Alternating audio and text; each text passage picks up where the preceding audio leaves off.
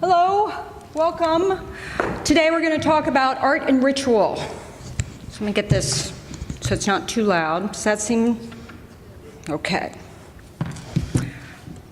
Today we are here to discuss art and ritual with 5 panelists, each with their own special insights.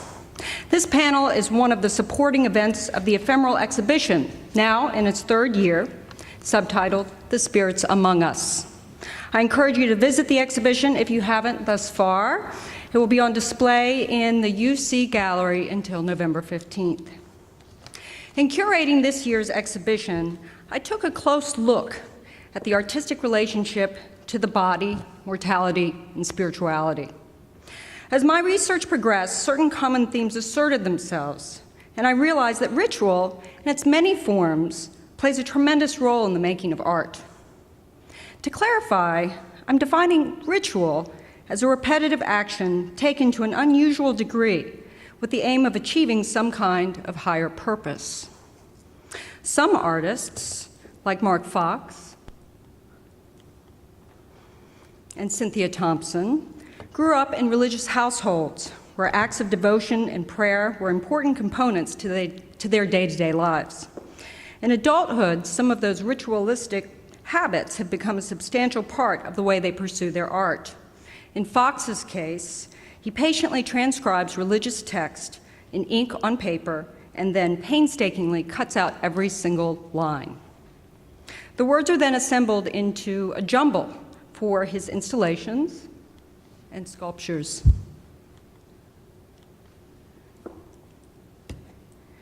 He describes the act as being soothing, not unlike the many hours of prayer and contemplation he was forced to do as a child. While Cynthia Thompson creates work that centers on the impact of her evangelical upbringing on her adult life, the way she makes her works bears a direct relationship to ritualistic acts. For example, in some pieces, she methodically creates handmade paper cut from fibers of liturgical garments that she has purchased, and then she beats those down and makes them into handmade paper that she then prints on and binds painstakingly into books. Every step of her production is embedded with meaning and persistent, devoted labor.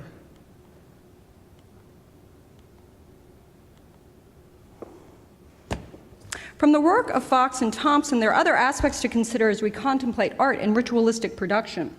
For one, many ceremonial endeavors involve the creation or arrangement of physical objects in the pursuit of attracting spirits or healing acts. These artifacts are often profoundly beautiful and worthy of reverence, the kind of reverence that we usually reserve for what we call fine arts. In particular, let us consider the sand painting of Tibetan Buddhists and Native Americans, the elaborate altars in Haitian voodoo, Buddhist temples, Wiccan rituals, and ex-voto displays in so many Catholic churches and pilgrim sites. Clearly, there is overlap between the religious and the artistic, as they both seek to channel the forces of wonder, awe, and magic.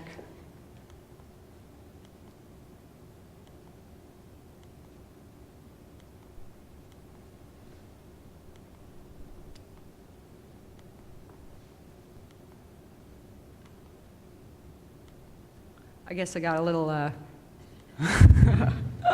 excited about these. They are very exciting. Secondly, ritualistic creation is sometimes a therapeutic gesture for the artist. Many artists create works that contain repetitive mark making, sometimes to an extraordinary and possibly obsessive degree. Such artists often describe this process as profoundly meditative and restorative. What's more, some artists who are denied the opportunity to work often suffer from anxiety and depression. Is it appropriate to draw comparisons between obsessive or compulsive behaviors in some brands of art manufacture?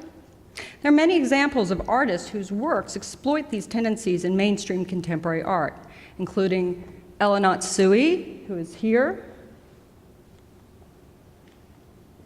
Liza Liu. These are all beads, seed beads, that she's strung together to create this room.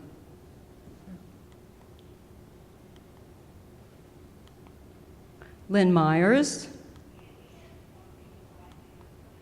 She draws every single line for these installations she creates that are usually temporary, lasting only a few months. The waves that you see are the variations of her body movement as she's creating the lines. So every time she moves slightly, she repeats it and repeats it and repeats it, and that's how the patterns are made. Kara Donovan. If you're wondering what these are, they're stacked index cards. These are stacked buttons. These are pins driven into the wall.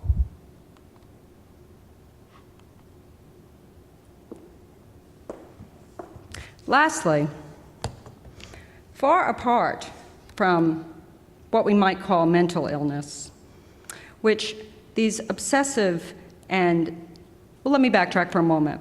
These artists create work that's really obsessive. So to be driving pins into the wall, to stack index cards in such a way, it's a breed of obsessiveness that's socially acceptable in the art world. But is it so wholly different from other compulsive behaviors? When do repetitive ritualistic behaviors cross the line into mental illness? Lastly, apart from mental illness, far apart from mental illness, let us consider the autistic spectrum. Repetitive behaviors are often a hallmark of autism. An outsider artist like Henry Darger suffered terribly during his lifetime from a whole host of tragic problems. But in retrospect, it's clear that he had some degree of Asperger's syndrome. A habitual, consistent ritual of writing, drawing, and painting yielded an astonishing output of laudable works over Darger's lifetime. It's worth wondering if we reevaluated many of our historically great artists against today's modern standards, whether we would find that many of them were informed by different degrees of autism. And so, we have many things to talk about today. We have wonderful people here to lead the conversation. I'm going to give you some very brief introductions, but I also handed out a handout for you so you can refer to their really quite extensive resumes. I'm going to start with our very own Susan Petrie. Dr. Susan Petrie, who's right there, second down, is a professor of psychology at Adelphi University with an interest in the connections between creativity, imagination, and perception. Additionally, she's a practicing artist, giving her special insight into the creative impulse and all of its nuances. Katie Ring, who's right here, is a second-degree witch in the Silver Stars Coven of Philadelphia, where she serves as the coven's maiden. Additionally, since 2008, Ms. Ring has also been a member of the Inner Path, an open pagan community that hosts free public rituals, workshops, and classes for the Philadelphia region. Maureen Cummins, who's right there in the middle, is an extraordinary artist who typically uses historical documents as a springboard for the production of her artist books and prints. Her wonderful work, Ghost Diary, is featured in this year's ephemeral exhibition. Edward Gomez, it's right at the end there, is an international arts journalist, critic, and educator with a long list of notable accomplishments and honors. He is the senior editor of Raw Vision, a London-based international magazine about outsider art, and the New York correspondent of Art and Antiques magazine. Dr. Leonard Premiano, right here, is an educator, folklorist, collector, and curator. He is a professor and chair of religious studies at Cabrini College. I met him years ago at University of Pennsylvania when I was an undergraduate in a class he taught called Folklore in the Supernatural. His course, I can say, made the biggest impression upon me of any course that I ever took at Penn.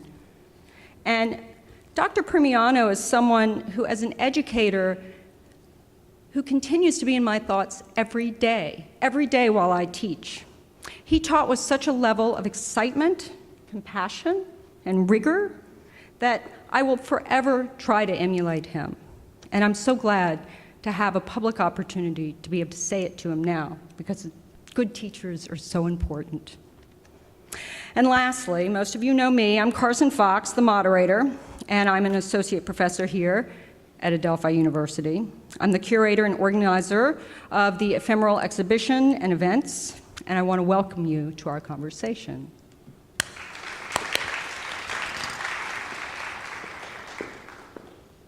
So we're going to try to do this in an informal sort of way, much like a conversation you might have with 30 people in your living room, talking about ritual and art.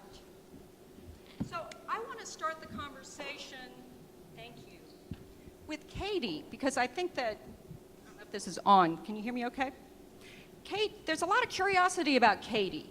And for good reason. Katie's a fascinating person, and what her Wiccan belief system is something that's very, very interesting. Katie, I'm wondering if you would start the conversation by telling us a little bit about Wicca. Sure. So Wicca is a modern, earth-based, polytheistic religion where its practitioners believe, having come from the gods, that we contain a spark of divine within ourselves. So during ritual, during practice, we attempt to hone in and harness that spark of divine within ourselves and use it to creatively affect change, positive change. So Katie, in that equation, how does ritual play into that? So oftentimes, either solitary or within a group, someone who is Wiccan will start a ritual to either cast a spell or just to meditate and to hone in on that aspect of himself. Okay. So what kind of changes in Wiccan practice are you hoping to accomplish? Any kind. Okay. It can be for yourself in your own personal life, or it can be something greater to the outer world. Mm-hmm. It could be, I know that I need to find a new job, and that finding a new job will allow me to serve my community better, so that's the positive change that I'm trying to make. Or it can be, there's been a lot of injustice recently around something like the Trayvon Martin case or something like that. I bring that one up because I remember a ritual we did in particular for that, like knowing that there was a lot of conflict around that. And so we did a ritual about justice for that. And we worked together as a group to send energy and harness that energy towards that. So it can be either something big or something small. Okay. So one of the things I mentioned in the introduction was a kind of idea of what I thought that ritual was. So exactly what are the characteristics? I'm going to ask everybody here on the panel this. What are the characteristics of an activity or an event that make it a ritual as opposed to just some kind of ordinary activity or gesture? So what makes a ritual apart from, say, washing your dishes every morning? May I say something? Yes. I would say that an essential aspect of ritual is that the practitioner, the person carrying out the action, is aware that what he or she is doing is not of a banal, mediocre, everyday nature, but of a special nature. And so that that is, for example, for Christian believers, what symbolically transforms drinking wine and eating a crust of bread into a sacrament. Otherwise, it's just wine and bread. So I do think that there's an awareness of the special nature or character of the activity on the part of the practitioner. So it has everything to do with the intention of the practitioner. Yes, with the intention that the practitioner has with regard to the symbolic meaning of the gesture and its outcome. What do you think about that, Maureen, as an artist? Because it sounds a lot like art, you know? I mean, when we talk about art, just about anything could be art. But when we decide that it's art as artists, that's when it's transformed. Yeah, I would very much agree with that. What comes to mind is D.H. Lawrence's quote, "Art is at its core a religious activity."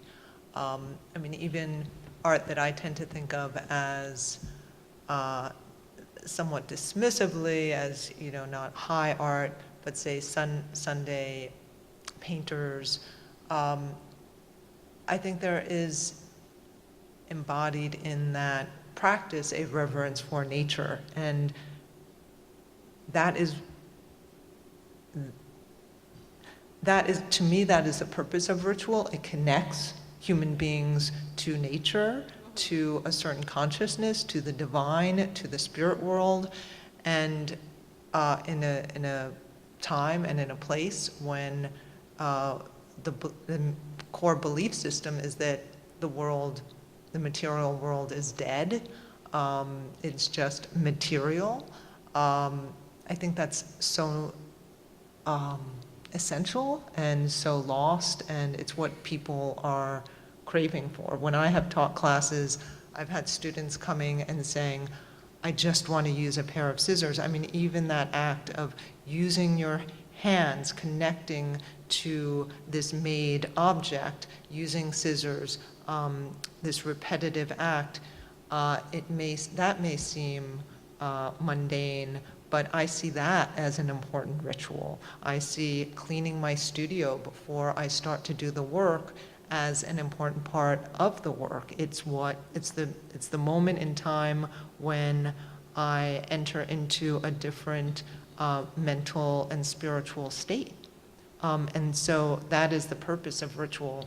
At one time, for many years, I did martial arts, and I remember the sensei once saying, the reason why we clap our hands before class, the reason why we line up in a certain order, the reason why we bow to each other is that you get into a certain state of consciousness that you are about to practice. It's something dangerous, and you are going to practice with care and reverence.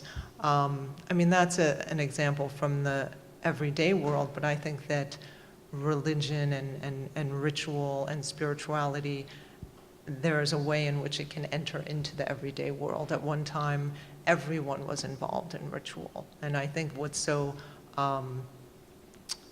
empty and sad about the 21st century is that a lot of that has been lost. Sorry for the long answer. No, I love that long answer. By the way, any of you that want to jump in, you certainly can. But that kind of makes me think about Leonard and or Dr. Primiano. And I'm wondering, do you think that the artist who might pursue ritualistic strategies in order to fulfill certain human needs, as Maureen just described, might be doing that because of a lack of connection to traditionally, church going or other kinds of religious belief? Or do you think that religious belief, going to church, doing the kinds of ritualistic activities that you might do at church, temple, whatever, do you think that they might answer a human need that is actually more widespread? Does that make sense? That was big. First of all, ladies and gentlemen, can you hear me? How about now? Is that better? For those of you that have never encountered somebody like me who's had throat surgery and now uses a digital device to speak, I always want to begin my comments by answering 3 questions for you that you always ask. Number 1, I never smoked a day in my life. Number 2, I'm not currently dying. and number 3, believe it or not, it does not hurt me to speak. In fact, my students wish it hurt me to speak. But I can go on for hours and hours until the battery runs out. So we might be here till 8 o'clock. Carson, thank you for that lovely introduction. And really fantastic. And I'm sorry, your question was so expansive that I'm still thinking about the last one about ritual and definitions of ritual, and let me see if I can get into yours somehow by talking about that a bit. It's sort of the definitions of ritual or like definitions of religion.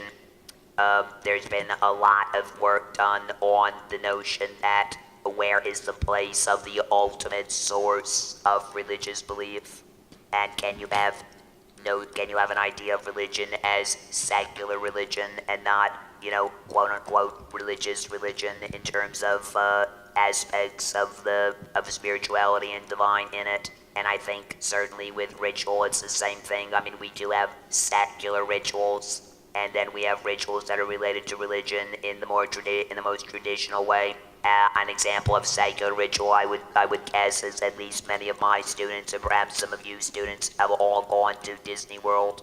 And so Disney World becomes, if you're not going to St. Patrick's Cathedral on a pilgrimage in New York City, right? You're going to go with your parents. They're going to take you on a pilgrimage to Disney World. And so that becomes a repeatable, excitable part of your childhood that you always will remember. And yet it's obviously going to a capitalist enterprise that's making a tremendous amount of money from you going there. And whether it spiritually fulfills you or not, well, I guess that just depends if you meet Mickey Mouse or whatever when you get there. And so there's that.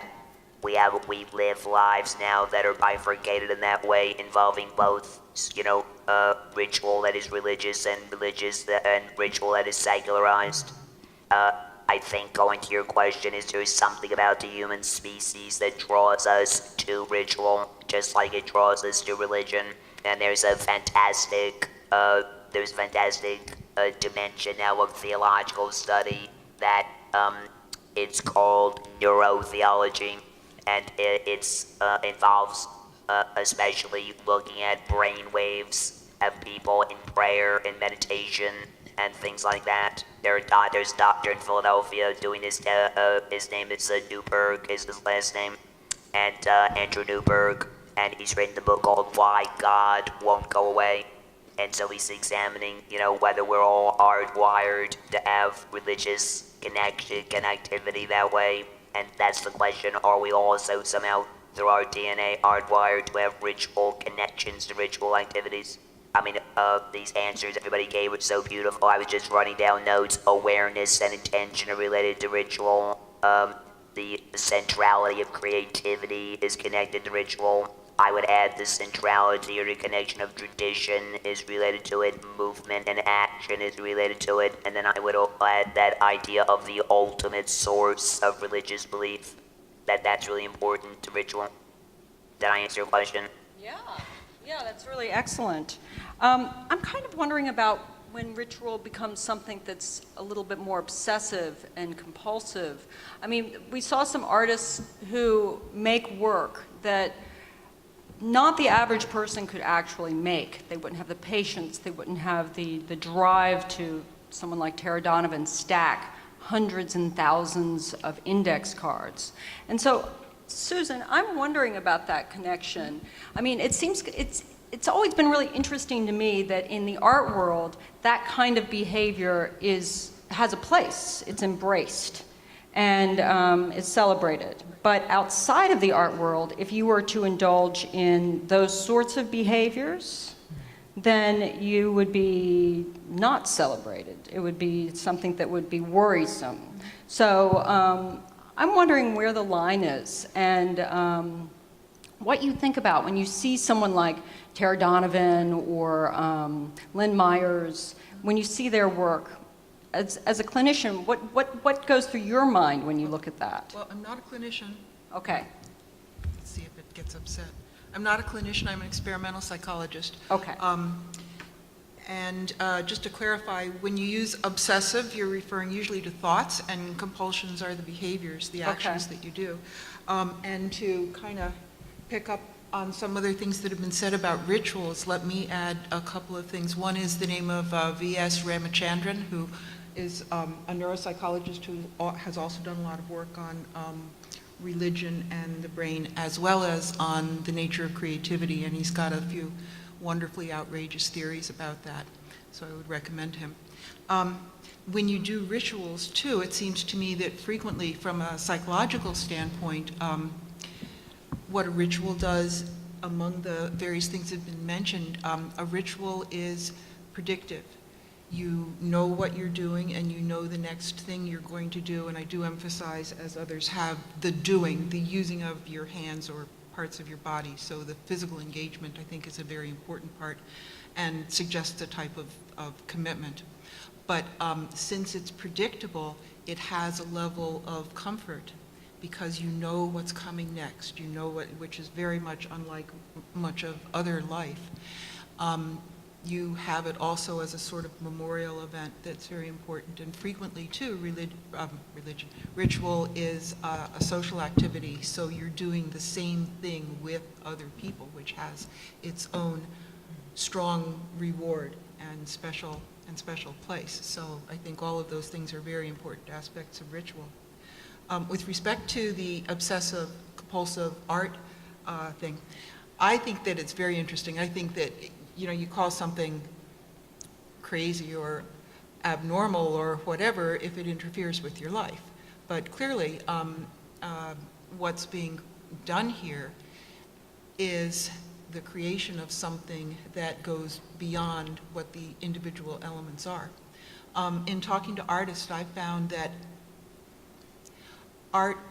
the impulse to create is very strong in, I would say, almost everyone if they can access it, but certainly in many, many people it's an overwhelmingly strong impulse.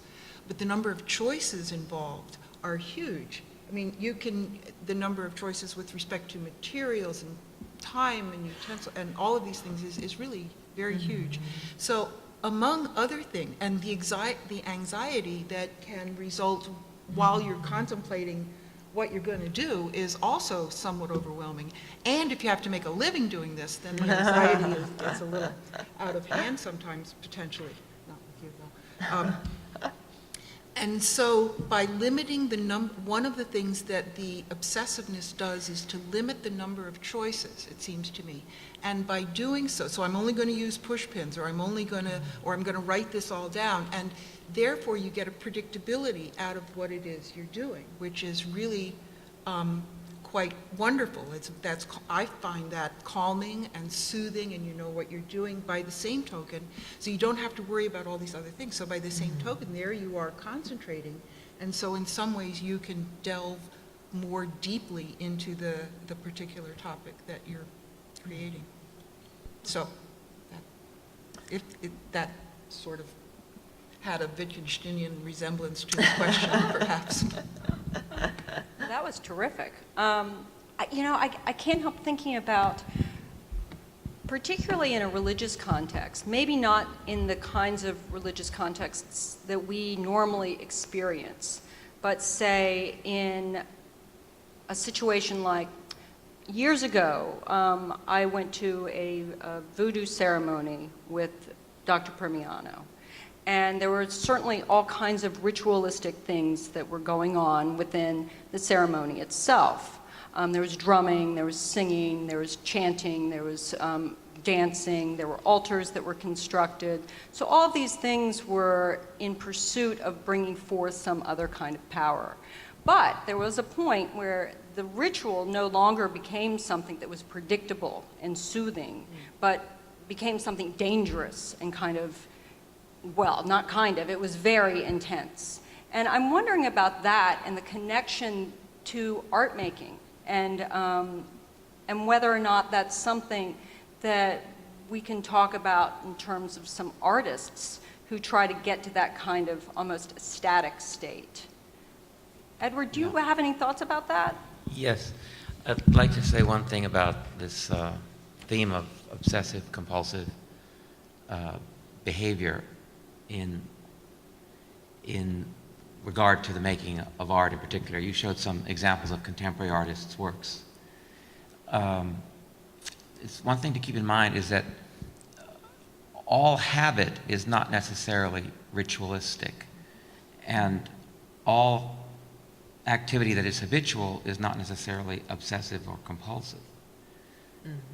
So just keep some of the distinctions in mind as you examine different kinds of activities, whether they're artistic or religious, worshipful in nature, or not.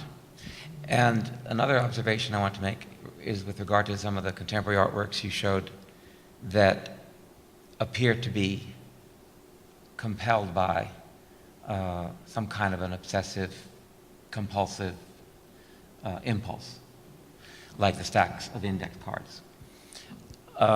In my work, looking at the work of so-called outsider artists who are self-taught, that is to say, they did not go to art school and academically, formally study the making of art or the history of art, the mainstream history of art. Very often, but not always, very often there is what might appear to be a kind of obsessive quality to some of the art that these self-taught art makers produce. And when we study their work, and in cases in which the artists are alive and we have opportunities to interview them and learn from them directly about their motivations, very often we learn that they go into a trance or report that they are motivated by what they call spirits, or that they feel that they are mediums for the expression of a creative force. Very interesting. To me, that's a very different and in a way more genuine impulse than what I see in some of the contemporary art forms that you showed us today, where, to be very blunt about it, those art makers are very often playing to a very specific audience, which is that of the art market. And there's a certain amount of gimmickry in that kind of apparent, obsessive, compulsive art-making behavior. Just pointing out that I'm not doubting their intentions, but there is an appearance that can be discerned. So anyway, with regard to what is ritualistic in the making of art, both in the world of trained artists, particularly in the history of modernism, and in the field of so-called outsider art, meaning artists who make art primarily for themselves, not for a marketplace, not for an audience, but for their own purposes, and are normally on the margins of society and culture, very often we'll find that for them, the making is inherently ritualistic. As Susan was saying, they know what they're about to do when they set out to make their drawings or paintings or whatever it is they make, and it's very satisfying to them. They have a set approach to it. That's not to say that they don't experiment and innovate at the same time. They do, otherwise they wouldn't be genuine artists. But they also know, as do many trained artists, what it is they're about to undertake, and it can be both habitual and ritualistic at the same time for them. The last thing I would say is this, stepping back from the immediate theme of the ritualistic and looking more specifically at the topic of the panel today, art and ritual.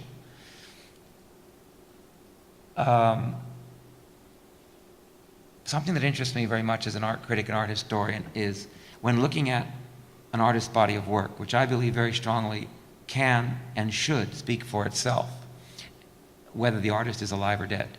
Ultimately, the artwork can and should speak for itself. And there are many people who would disagree with that, and who would say that, particularly postmodernist critics, who would argue that no work of art can speak for itself, that all works of art are the results of confluences of economic, political, social, historical, and cultural forces, and are therefore so-called social constructs, thereby belittling or dismissing even the role of the artist as the author of his or her work and expression.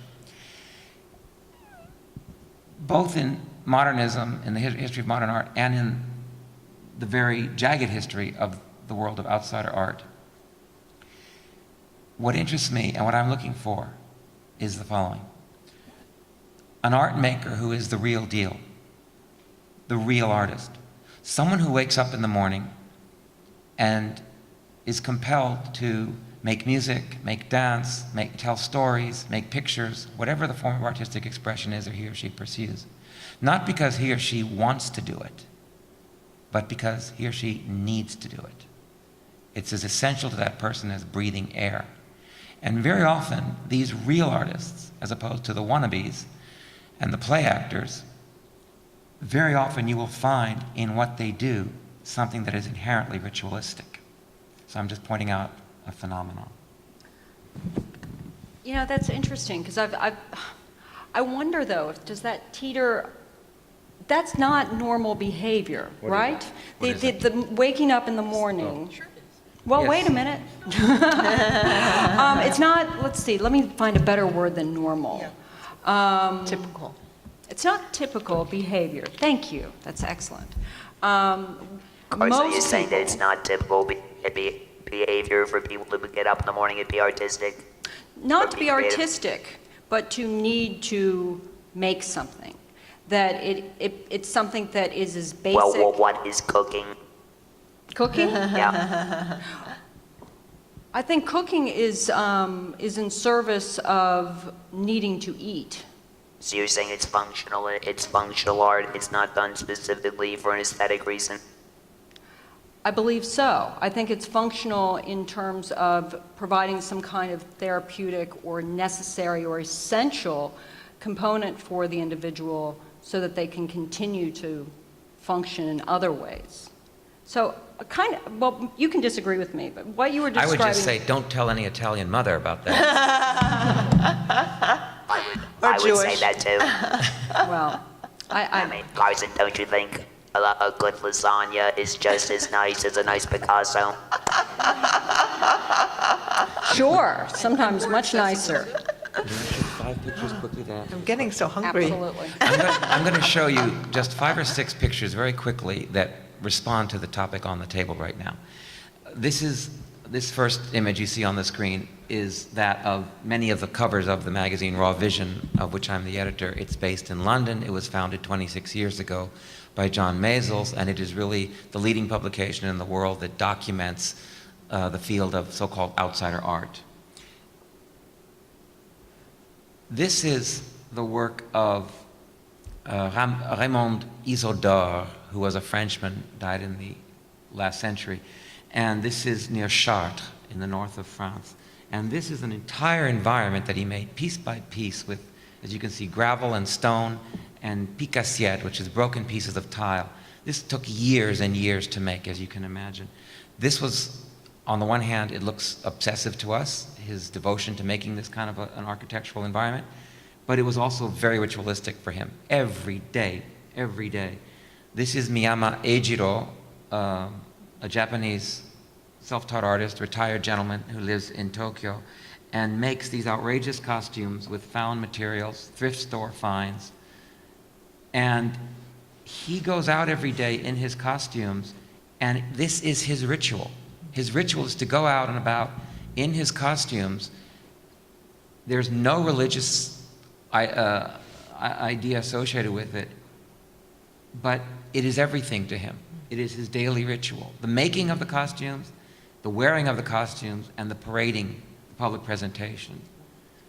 Deborah Berger was an American from Baltimore. She used to make these knitted masks and garments which she wore for rituals of her own concoction, the nature of which we still don't know. So just a few quick examples like that, or Doi Hiroyuki, a Japanese who lives in Tokyo, who makes these exquisite drawings made up of nothing more than tiny little circles, vast compositions, very expressive. And for him, he has told me about the trance-like meditative state he goes into when he is making these drawings. So for him, it is very much a ritualistic activity. And the way he prepares his pens, his paper, his cup of tea, it is very much what Susan said, predictive. He knows what he's getting into. He looks forward to the experience. So just a few examples of ritualistic art making. Well, you described some of these folks as being the real deal. And quality about being the real deal, or quality of being the real deal, is that you wake up in the morning and it's something you need to do. And so that was kind of what I was trying to get to. Okay. Do you think that that is something that happens only to a few special people? Or do you think that that's something that happens in degrees for all of us, for all of humanity, and it just is manifests itself in different ways? It's a lovely question.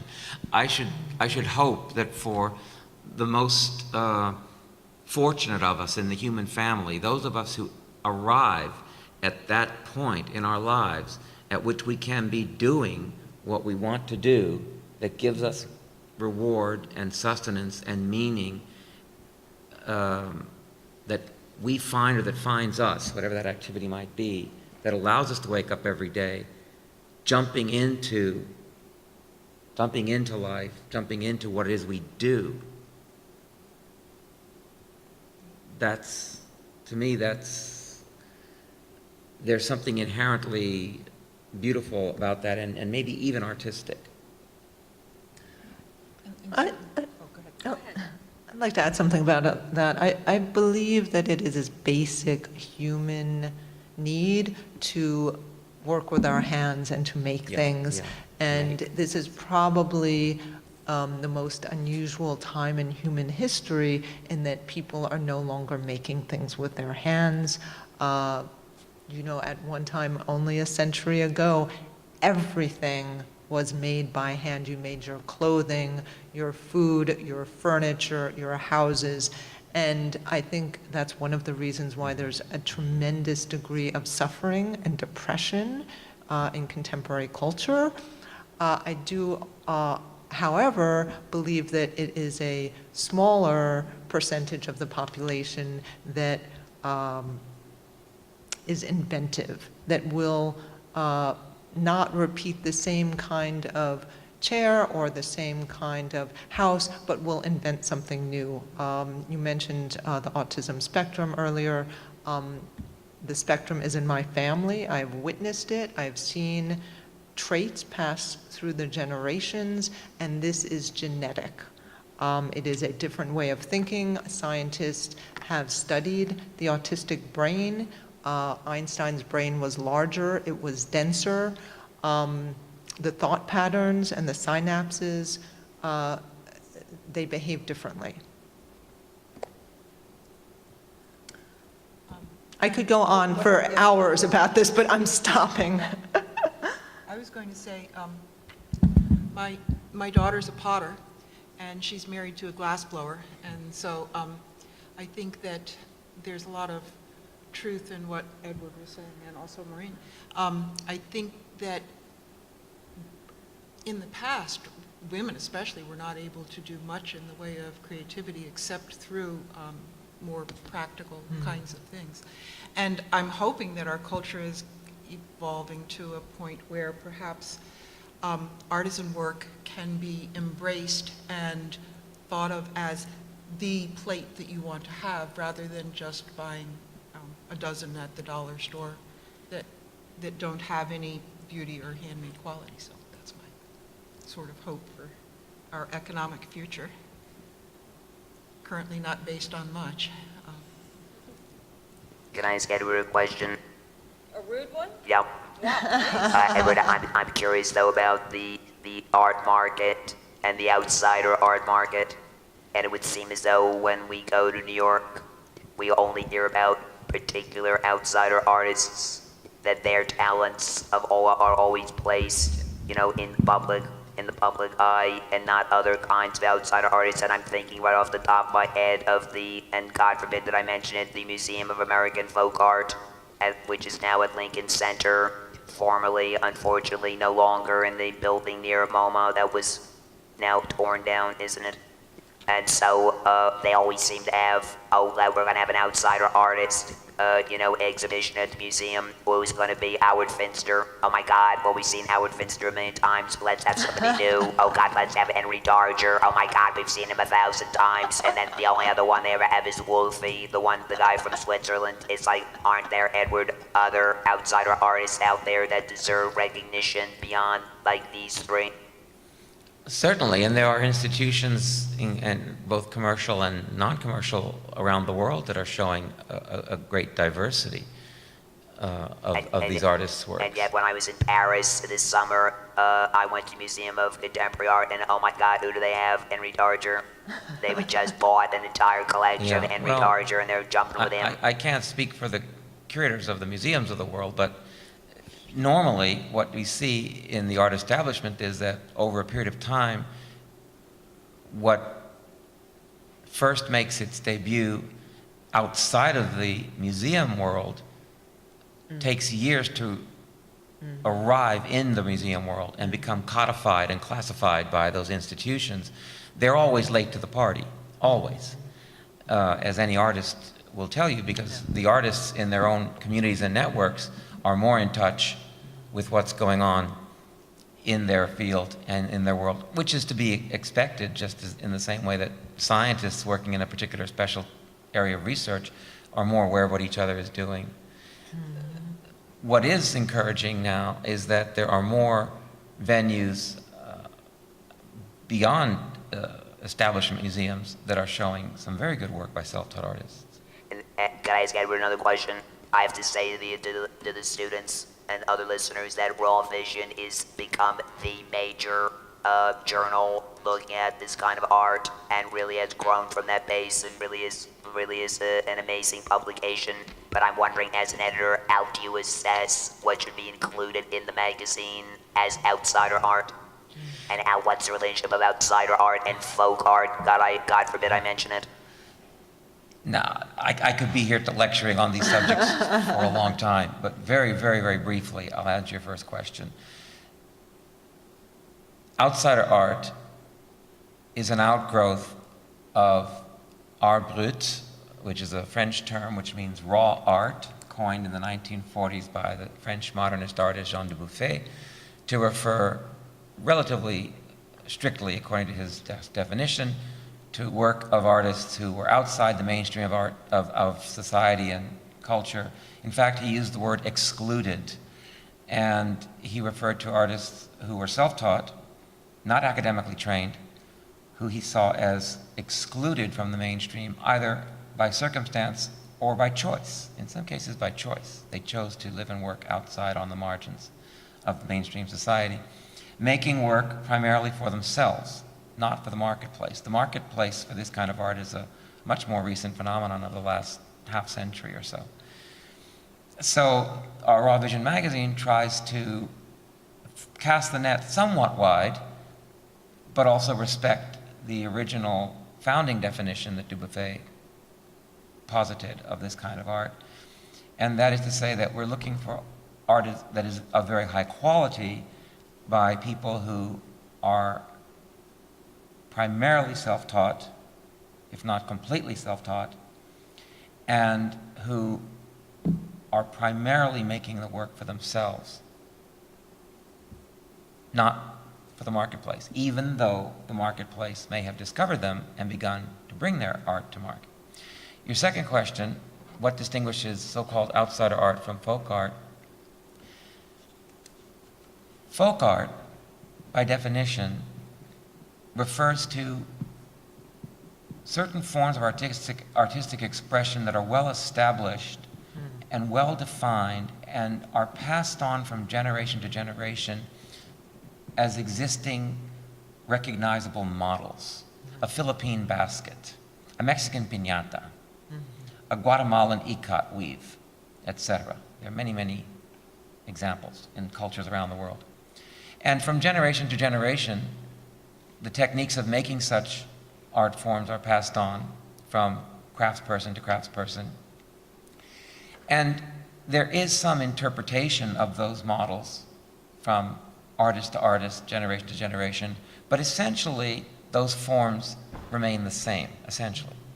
By contrast, the work of an outsider artist is not only unique, each and every piece to itself, but each and every body of work to itself.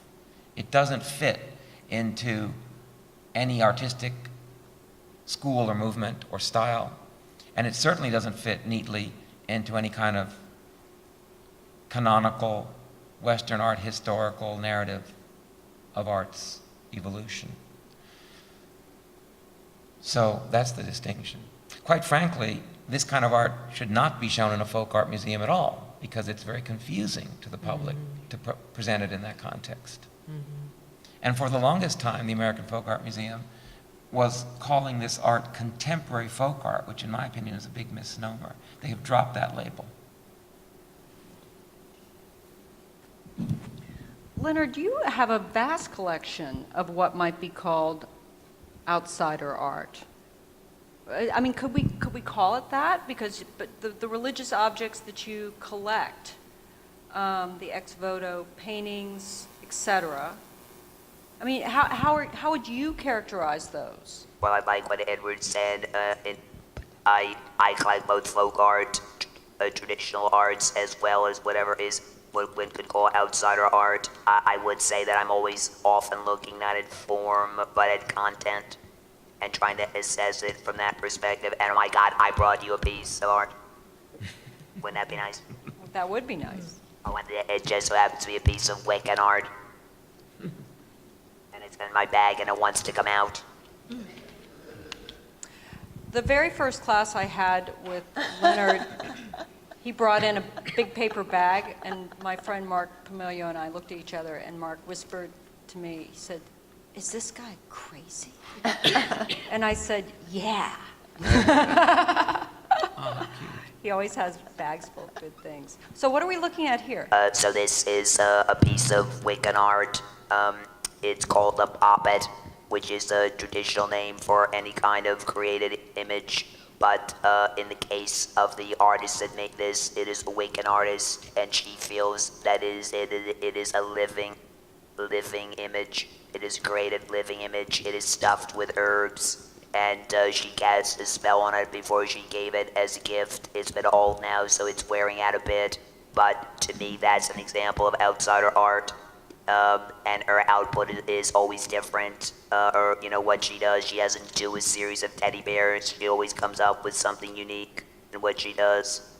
And so, of course, the power of this for me is that, and why, of course, I think why Katie's here, and maybe she could speak to this issue, is about the craft, that the intimate relationship of craftsmanship, of the craft to Wicca and contemporary neo-paganism is really strong. And I'm fascinated with how traditional art sometimes goes off, takes the tradition and uses a content which makes it, to me, sort of what Edward was saying is outsider, that combination of the two. I've been studying a woman, we were talking about a woman in Newfoundland who is very much traditional in that she does hooked drugs, but her output, what she has decided to put in the hooked drugs, is very unusual, and to me that makes her an outsider artist. And then of course the other issue about all this is these terms, visionary artists and outsider artists, and what do they mean? And one folklorist friend who's writing there's going to be a fantastic book in a year put out by University Press in Mississippi on outsider art, religious outsider art, and his criticism is that he feels that, Edward, I don't know, I'd love to know, Edward, what you think of this. He feels that a lot of outsider art does not include religion or religious ideas in it, that there's been a secularization of outsider art definitions as opposed to the term visionary art. I don't know, that seems to me an unnecessary muddling of, it seems very muddled to me. By whom? A secularization of the category of outsider art by whom? Yeah, I presume he's saying either editors or museum curators or perhaps even gallery owners. I'm guessing, I haven't read the book yet. Yeah, I'll call the publisher and ask for an wait. advance copy. It's intriguing to me that someone would try to suggest that an entire category of art research is or can be controlled somehow by someone. It's most the nature of, if the nature of a particular artist's body of work is quote unquote religious, which normally means that his or her subject matter is referring to religious themes, then that cannot be erased. It's there, it has to be recognized. And you would say that there certainly are outsider artists that create many, religious many, art? many. Innumerable artists of that kind, coming from all kinds of established religious traditions, and others who, in effect, end up concocting their own kind of, if not religions or doctrines, visions, visionary understandings of the world. And Carson, I'm sorry, I just wanted to ask Katie this question about being a craft person and how the craft relates to her notion of religion and how she lives her religious life. So,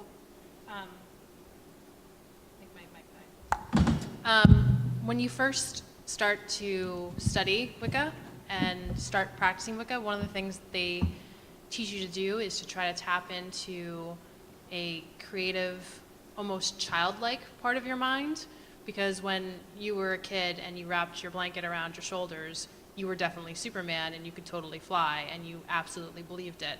And when practicing Wicca and when holding ritual in Wicca, when you're trying to reach a certain goal, you have to not only, with that ritual, you have to not only imagine this outcome coming true, but you have to believe in it wholeheartedly, and it's already happened, and you have to behave that way. I think tapping into that creative, childlike mind also opens a door for a lot of tactile creativity within ritual. Something like this poppet. I had sent you a picture of it's like a moonscape that we had done. My coven had gone together, and we had painted. Each of us had a canvas, and we painted together for one of our rituals. And if you were to look at it sitting in my house, you'd be like, oh, Katie went to a wine and paint night and had a great time. But anybody else looking at it, but I look at it and I see there is a brush stroke in there which has an intention from every member that was there at that ritual that night. And I can remember and I can feel and I can appreciate that. So I think tapping into that childlike creative sense of yourself during ritual also opens the doorway for actually making physical objects that then become talisman or then become crucial to ritual itself. Did you want to add something, Sue? Sort of. I was actually going to try to go back a little bit to some of the outsider ritual art and maybe a couple things like with Doi, and try to talk a little bit about the thing about the response of the viewer to both obsessive art and outsider art. So can you go back to, I think? Yeah, well, that one's good too. But I don't know how you guys felt when you looked at that, nor for that matter how you felt when you looked at the Mark Fox piece with all the writing that was twirled around. But if you're like me, what you did, perhaps, was to be captivated by it and to want to look at it more and more and more, and in that respect be drawn in, to kind of get the gist of what the boundary conditions the artist imposed on himself were, and then within that find patterns, because that's what we are. We're pattern-seeking people, creatures, things. And so that was what I wanted to mention a little bit, was how it is people respond to this, which probably has nothing to do with the market, actually, but still could be an interesting thing. I'd like to return to something that Edward said about this particular artist, and I believe it was this artist. You described him as saying he reaches an ecstatic state. Is that correct? Trance-like, yes. Trance-like state. What do you think is happening in that trance-like state, and is that similar to the religious state that happens in other kinds of rituals?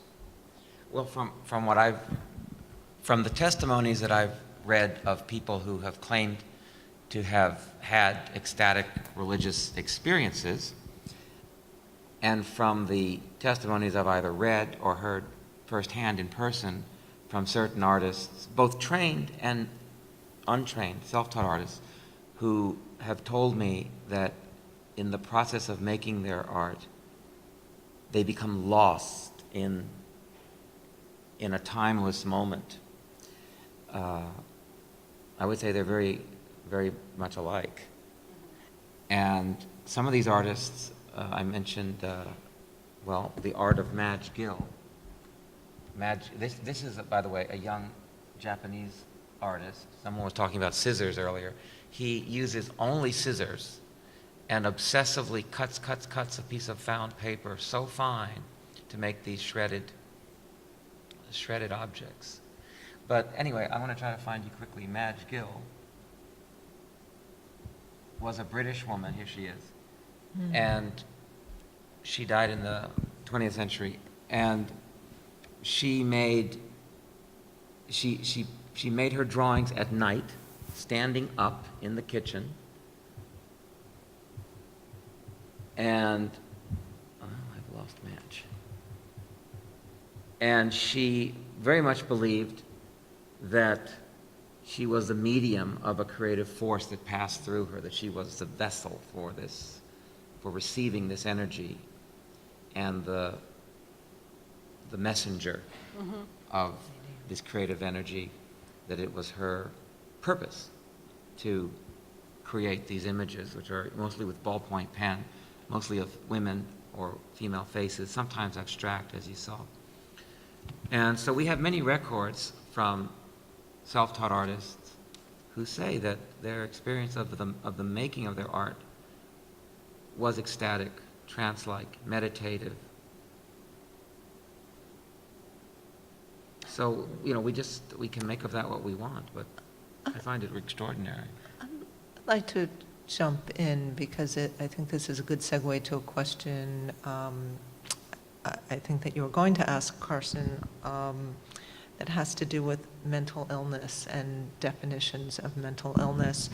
I believe very strongly that the people in this culture who are often labeled as mentally ill of one kind or another are the people who in primal cultures would become the shamans or the magicians or the priests. And that because of the nature of this culture, that energy, that inherent spiritual ability is warped. It has no outlet. There's no training for it. I mean, this is a way to explain any number of visionary human beings. You know, Virginia Woolf, who heard voices, Joan of Arc, who heard voices. You know, these amazing people who were so clearly ahead of their times and had this ability to see our world and to understand our world and to do something that no one alive on the planet could do. And I think there's something deeply, deeply pathological about the pathologizing of human beings in this way that has only happened in Western culture in recent centuries.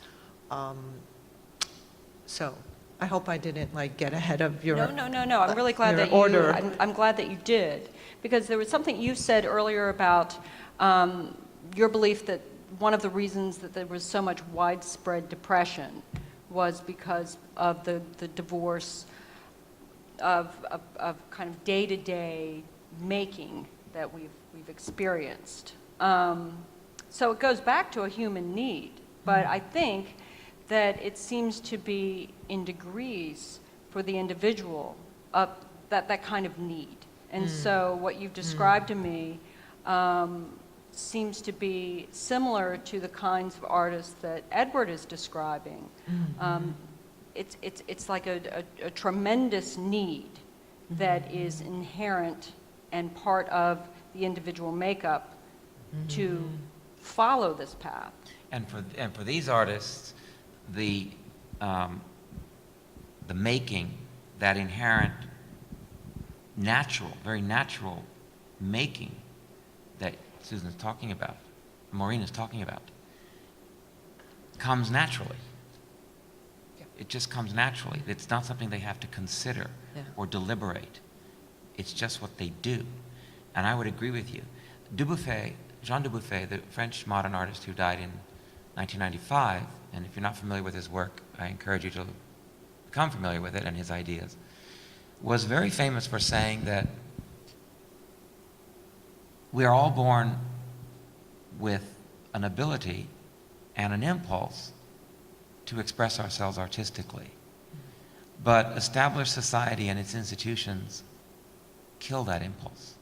At a certain point, and you can almost mark it in the education systems of different parts of the world, at which that impulse is smothered in children. And so maybe that has something to do with your observation.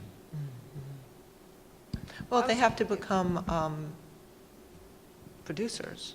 You know, they have to become future office workers. Yeah. And, you know, that killing of the artistic, of the inherent artistic spirit, if Dubuffet's observation is correct, it goes along with other very natural impulses that we have as human beings that are also crushed by social institutions. Our sexual expression, the expression of our sexuality, the expression of our playfulness, our will and our desire to explore, a lot of things are killed off early on. Which is why, getting back to ritual, that ritual is so satisfying because it replaces, in many ways, with an aesthetic experience that has a transcendent effect and meaning that's very resonant, what has been lost. And I would add to Edward's list the experience of the supernatural. Especially a lot of women have supernatural abilities socialized out of them by their parents and others, so that it's not unusual for young women to have the ability, for example, to move objects with their minds, or to see objects that are around the room that are not, physically visible to the eye, but somehow, and some of you might have had this or still have it, and yet that becomes, when their parents complain or it seems difficult, they simply take it out of their, realm of consideration, and it somehow gets socialized out of them. Boys get socialized earlier than girls do. I always remember my one student who came up to me after class and said, do you mean everyone isn't seeing the shadows by the windows? And it's like, well, they might be, but they're not talking about it. Yeah, I think there are a lot of things that we aren't talking about. I was interested in what you were describing in terms of the creative impulse and this sort of human need to make. I was wondering about the connection, because we're talking about the human need to make through kind of a ritualistic way of going about it, right? It's very similar to what happens with religious acts. Would you agree with that, Katie? I would, yeah. Okay. So it seems like in its purest state that the end point is the same, this kind of a static state. Do you think they're similar? I'll ask Katie and Leonard. I'm going to say that I do think it's similar. I think I work as a graphic designer for my day job, and when I'm in a really good creative place for a project that I'm working on, I do feel like a certain, for lack of a better term, hum. Like I feel like everything is flowing in a certain way, everything is jiving in a certain way, and I feel very focused and very in tune with what I'm creating for something mundane. And it's sort of similar to what happens in ritual, but what happens in ritual is like amped up to like 100. It's a different kind of hum, and it's a different kind of creation. I don't think of myself as a fine artist at all, but oftentimes during ritual, I do get an impulse to like want to put pen to paper and like automatically draw, or do automatic writing of some sort, and then look at it later when I've come out of that trance-like state and sort of take stock and seek messages from it afterwards. So I think they're very similar, but I think yes, they're similar. Okay. So for both you and for Leonard and Katie, we haven't really talked much about objects that are made beyond this one in pursuit of religion or religious act. I'm wondering about what happens to those objects, whether or not those objects are things that we should be considering as fine art, looking at more carefully as art, or if in doing so, the meaning changes so dramatically that it ceases to become meaningful from its original sort of conception. Do you know what I mean? Well, I guess that's what I'm wondering, even for yourself as an artist, when a religious object has a utilitarian function, does that take away some quality of it as a piece of art? Because this is utilitarian. This is not only aesthetic, despair, but it's meant to bless the individual who possesses it.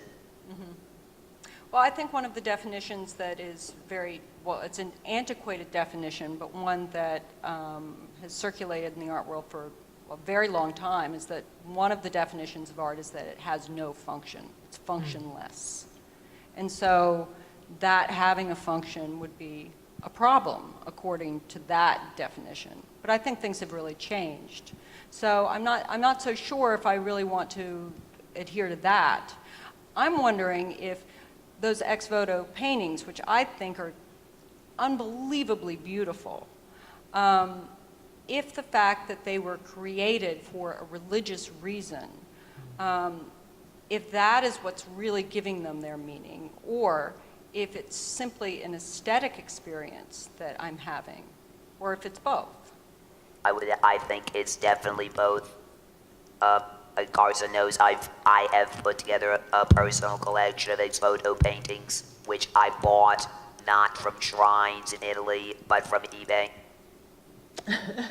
And so the question is, they've sort of been unmoored from their religious foundation and somehow found their way to someone who put them on eBay to sell. Now, is that certainly they're no longer, I mean, they are religious items because they cannot lose their original purpose, but they're obviously no longer to be placed in shrines, they're to be placed in somebody's house. These are religious paintings that were not meant for domestic use, but meant for placing in churches and shrines. And so I would say it's both, Carson. I would say that it doesn't lose that ability to be both religious and at the same time an art object for someone who perhaps doesn't want to participate in that kind of traditional religiosity, but still is interested in it from both an artistic and religious perspective. So I was trying to pull up an image of one of these shrines. Now it's rolling on me, but Well, that's a Mexican one. That's a good one. These are ex-voto paintings you know them basically from the Mexican tradition in North America. Those are ex-voto is a Latin word for vow, and it's a vow made that somebody makes when they receive a blessing or a healing, that they will have a folk painter create a painting of it's a narrative, visual narrative of the blessing, and then that will be placed not in their home, but in a shrine, in a church or a shrine. I guess the question in part is, do these lose a significant amount of their power when they're taken out of their original context? Why?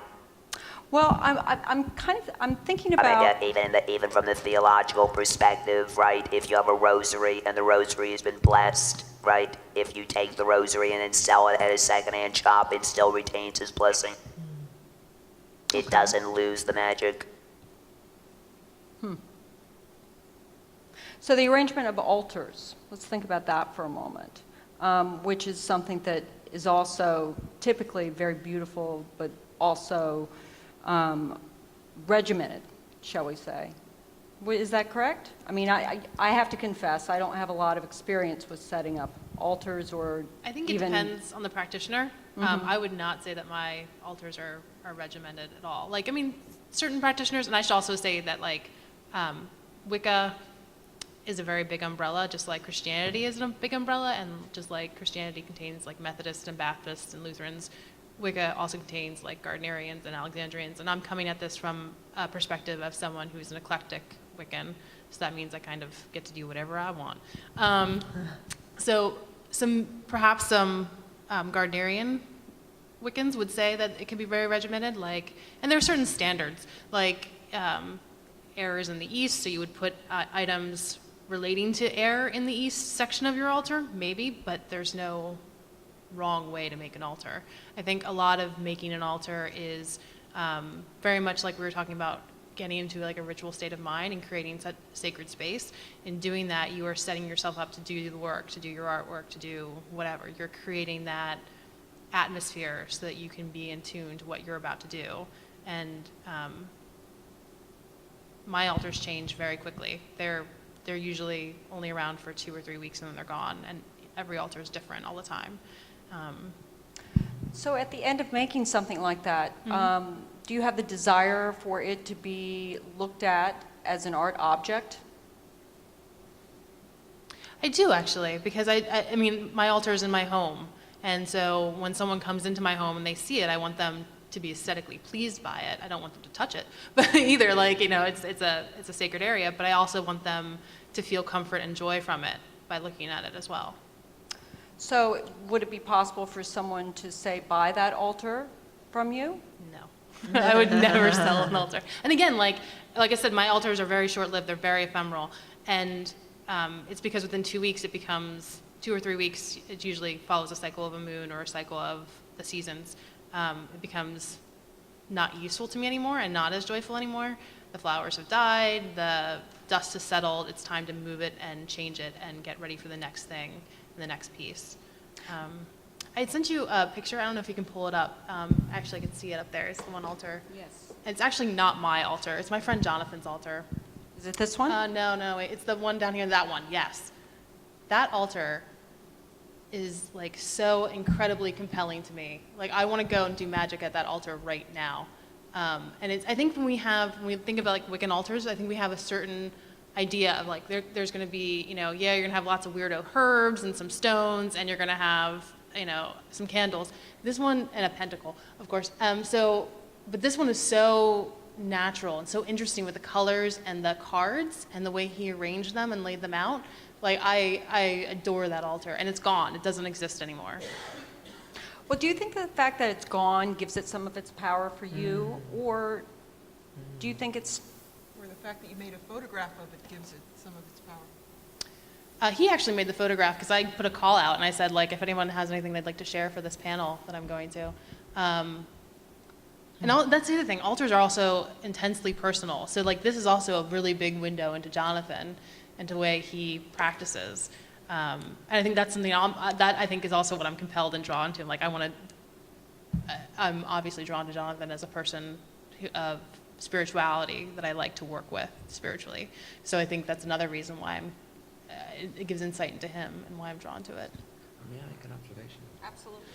I'm very intrigued by your use of the term sacred space. It's very powerful. It's a very powerful phrase.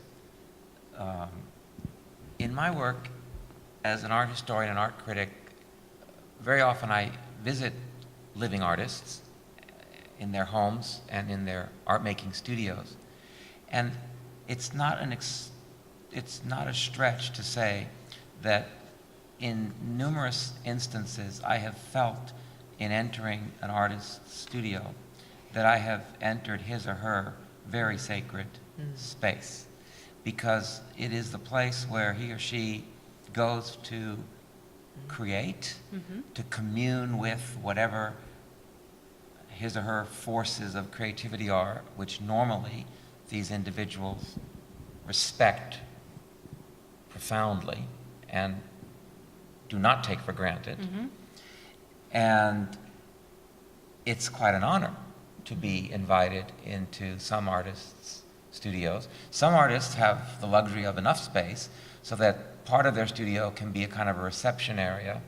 Maybe that's where they do their administrative work at a desk or table, and then they have another space adjoining in which the actual creativity takes place, the making of their artworks. And others don't have that luxury. They have a smaller space that serves all purposes.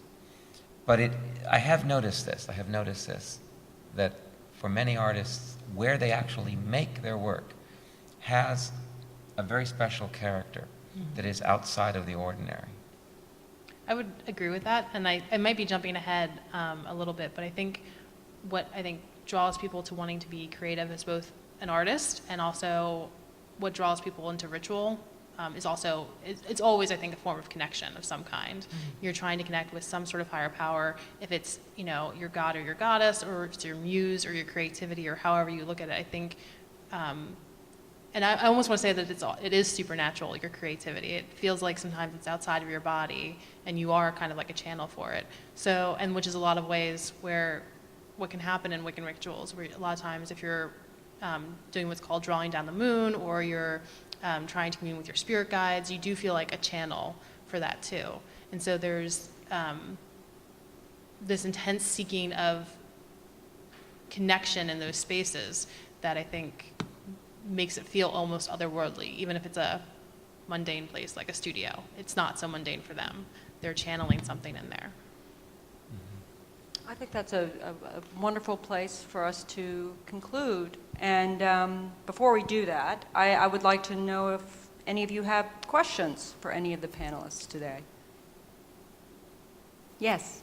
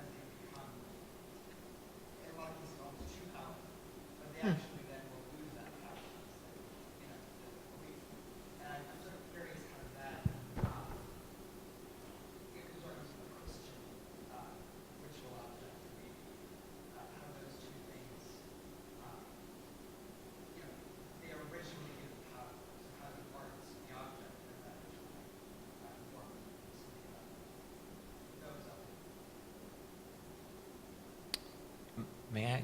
Go for it. May I answer? I'd like to, I'm going to answer your question somewhat circuitously with two observations. Number one is, just step back from your subject matter for a moment and remember, scientifically speaking, that it is human beings who imbue the objects they create with any kind of spiritual meaning or value. As objects, they have no inherent value. We human beings give them whatever aesthetic or political or any other kind of value that they're perceived to possess. Just tuck that away. Another observation is, are you aware of one of the most heated discussions in the museum world in the United States right now? And that is how to handle so-called spiritual, religious objects. And more curators in the United States who handle such material are becoming aware that out of respect for the cultures which produced them, they need to be handled and displayed in a certain manner. It's a very interesting development right now in what's called museology. And even how some of these objects are stored when they're not on display is a matter of serious research right now. For not so much for fear of insulting, but I think the museum people would say out of respect for the living representatives of the cultures that produce those objects as objects of spiritual value and religious significance, and not merely, as Carson was alluding to earlier, as so-called 19th century art for art's sake objects or artifacts.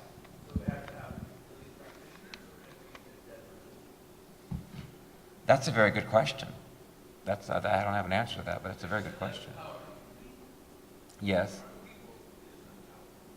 Well, for example, in American museums today, particularly, and in Canada, this is very much an issue in Western Canada, the native tribal peoples of the Northwest Pacific area are very influential in the way objects that have emerged from their cultures and societies are being handled in museums in that part of the world.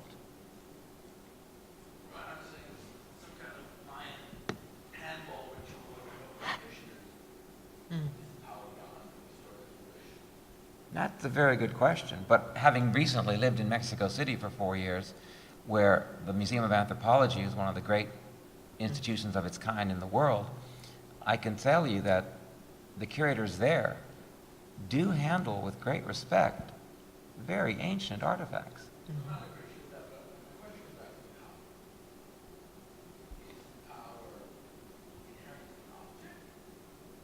No, I don't. I would argue that no, that we invest the objects that we make as human beings with whatever meanings we want to assign to them. Well, then, Perhaps we could say that the power comes from the tradition, not necessarily from the living people themselves. I'd be curious to read the literature of this to see, for example, what museum people are saying about Christian objects and how they're treated in the museums, so that we don't sort of exoticize certain objects by putting all our interest on them and forgetting about objects that are related to our own culture. It's a great topic. I think a lot of primal cultures would say that the power is inherent to the object and has always been there.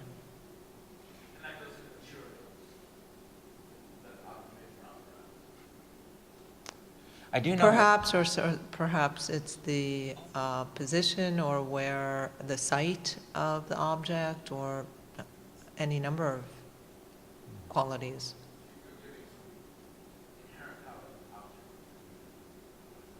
Well, I'm saying that what we are saying as Westerners would not hold true for primal cultures. They would say the opposite.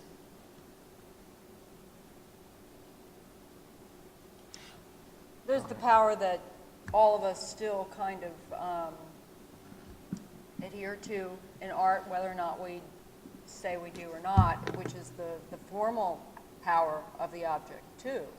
I mean, once the religious associations, the cultural associations are drained from the object, there is still the object. And objects do hold power in the sensory sort of responses they elicit, I think. I mean, when we make stuff, I think that's something we all believe. That's true.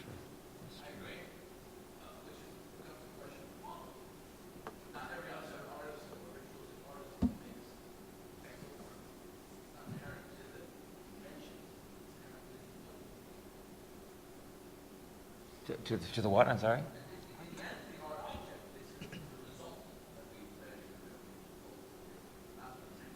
Well, wouldn't you say more precisely that it's the perception of the observer that determines the value of the created object?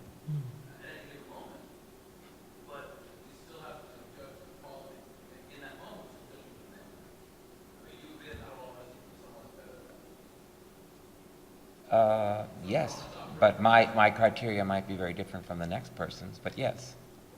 But that might be the case, but of course, the power of holiness is not relevant to the quality of the art. Because if that were the case, people would not keep ephemeral religious objects in the quantities that they do. For example, Roman Catholic holy cards kept after a Roman Catholic funeral or wake that are kept in people's prayer books in their wallets, on their refrigerators. They simply can't, at least in my ethnographic work, they can't throw them away. Now these are mass-produced ephemeral objects, and yet there's some power to that relationship of that card, to that person's life, and to the ritual occasion in which they were buried.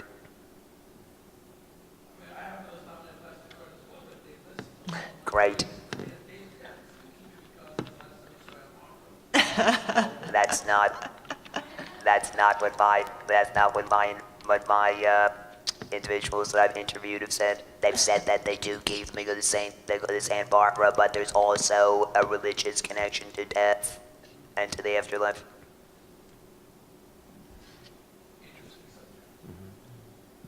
Good question. Any more questions? Yes.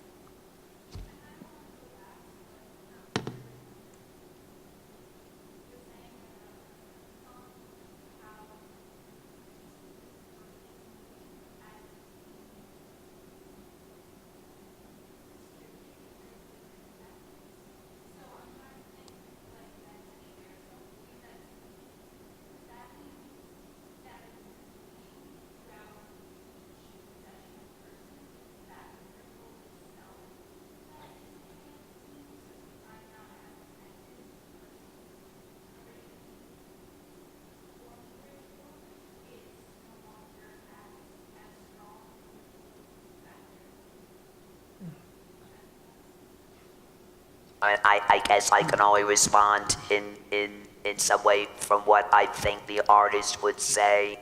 I think she would, it certainly is very powerful for the individual it was intended for, but since it's a sacred living object in her belief system, I would say that she would feel that it retains that power no matter who it goes to. Does that answer your question? I wanted to say something though, something that related to Carson said about ecstasy in terms of religious experiences. There always seems to be a dialogue between ecstasy and control in religious experience. And so even in that voodoo ritual that you went to, there are definitely parameters or frames to control the experience of possession. There are always people waiting to step in that if the possessed priestess somehow is going to injure herself or something happens, that they will control it.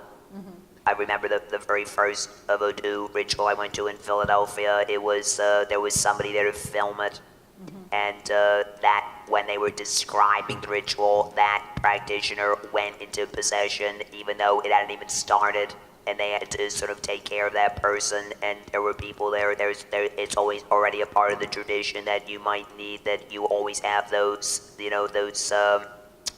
individuals to step in and make sure that control is a part of the experience. At least that's been that's been how I've seen it on these multiple occasions. That's interesting, just in terms of thinking about safeguards that are in place. I was just thinking about safeguards that artists might put in place for themselves so that they don't somehow injure themselves in the process of art making.